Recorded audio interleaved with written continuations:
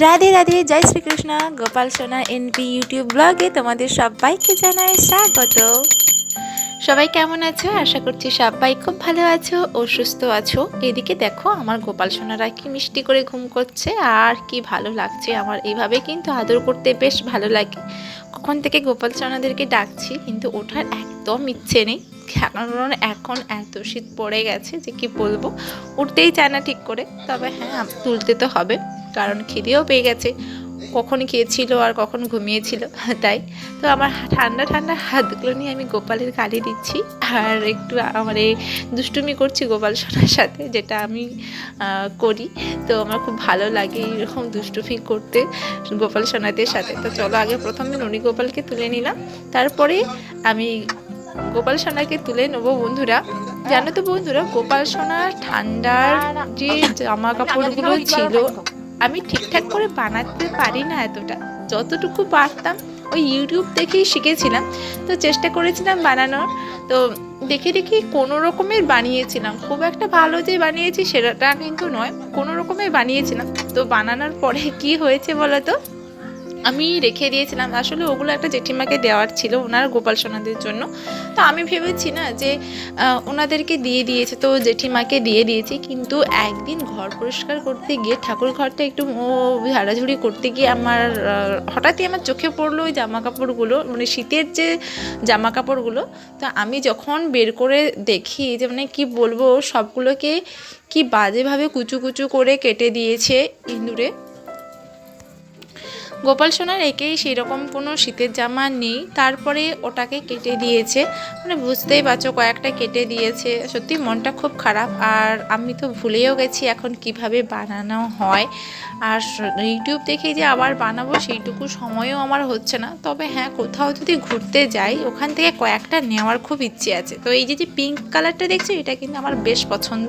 আমার গোপাল সোনার কিন্তু এগুলো মানে আমার গোপাল আসার আগেই কিন্তু আমি এগুলো হাতে বানিয়েছিলাম। মানে গোপালকে নিয়ে আসার আগে আমি সব রকমের ব্যবস্থা করে রেখেছিলাম যে এসে যাতে না ঠান্ডা লেগে যায়। সেরকম কোন সময় আসবে ঠিক নেই, যদি শীতের সময় আসে তাহলে যদি ঠান্ডা লেগে যায় তাহলে কি হবে।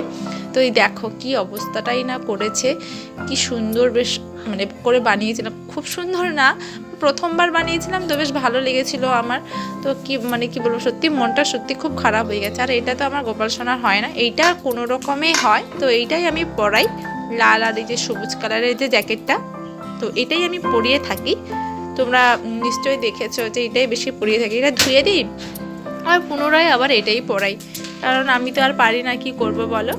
আর এই যে একটা টুপিটাও দেখো, খুব একটা যে ভালো পেরেছি সেটা না, কোনো রকমে পেরেছি। তো যেমন পেরেছি সেরকমই বানিয়েছি। তো দেখো আমার গোপাল সোনাকে কতটা কিউট লাগছে আর কতটা মিষ্টি লাগছে। যাই হোক, শীতটা আপাতত কেটে যাক, মানে গোপালে না ঠান্ডা লাগলেই হলো।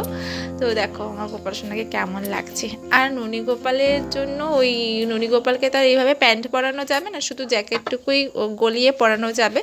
তার জন্য এই যে ননী গোপালের জন্য এগুলোও কিন্তু আমি আমার গোপাল সোনার জন্য বানিয়েছিলাম। তবে এখন আমার ননী গোপালের শীতের জামা হয়ে গেছে এগুলো।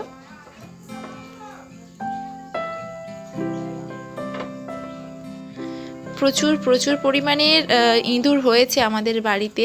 তো কি বলবো, যখন আমাদের বাড়ির ঠাকুর ঘরে আমি এত ইঁদুর চাপ যে ওই কারণে লক্ষ্মী ঠাকুরের ঘরটুকুও বসাতে পারি না। কারণ আমি বসিয়েছিলাম, কি করেছে বলো তো, ইঁদুররা এসে না সমস্ত ধানগুলো খেয়ে নিয়ে চলে গেছে।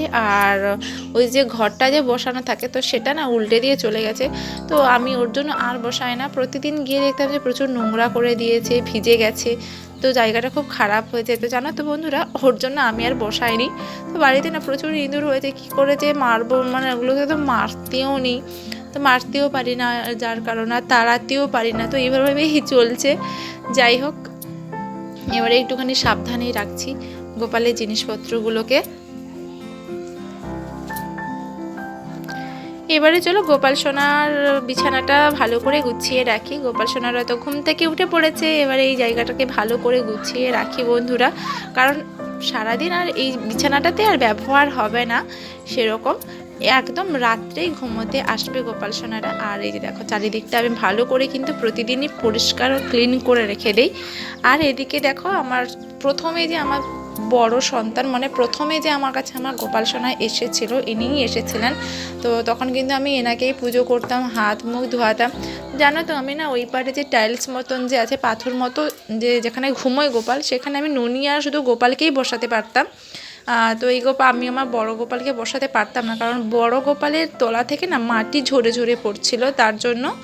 তো দেখো এই জামাটা আমি অনেক দিন গোপালকে পরিয়ে রেখেছি, আর সময় হয়ে উঠছিল না যে গোপালের জন্য একটা নতুন জামা বানাবো। ফাইনালি একদিন সময় করে আমি একটা জামা বানিয়েছি, তো আমার খুব ভালো লাগছে। এই জামাটাই আমি গোপালকে পরাবো। তো দেখো গোপালকে কতটা মিষ্টি লাগছে এই জামাটা পরে, সত্যি মন থেকেও বেশ ভালো লাগছে যে গোপালের জন্য নতুন কিছু বানিয়েছি। এটা আবার এবার থেকে এটা গোপাল পরে থাকবে, তো আমার খুব ভালো লাগছে। আর সব থেকে যেটা ভালো লাগছে যে একসাথে তিনজনকে বসাই, তিনজন সেবা নেয়, তো এটা আমার কাছে আরও সব থেকে বড় পাওয়ার। সবই হয়তো ওনারই ইচ্ছে। পরিয়ে দিলাম, এবারে গোপাল সোনাকে আমি টুপিটাও পরিয়ে দেবো। দেখো কি কিউট আর কতটা মিষ্টি লাগছে। গায়ে আমি এই যে রুমালটাকেও দিয়ে দিলাম। তো বন্ধুরা, আমার গোপাল, ননি ও বড় গোপালকে কেমন লাগলো অবশ্যই আমাকে কমেন্ট করে বলো। আর হ্যাঁ, যদি আমার ভিডিওটা ভালো লেগে থাকে আর আমার গোপাল সোনাদের যদি ভালো লেগে থাকে, তাহলে অবশ্যই কমেন্ট ও সাবস্ক্রাইব করে দিও। রাধে রাধে বন্ধুরা, সবাই খুব ভালো থেকো আর সুস্থ থেকো। আজকে সকালে গোপালকে মুড়ি আর বাতাসা দিলাম।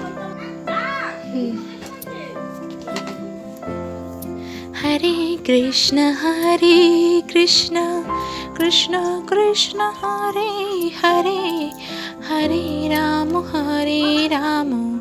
রাম রাম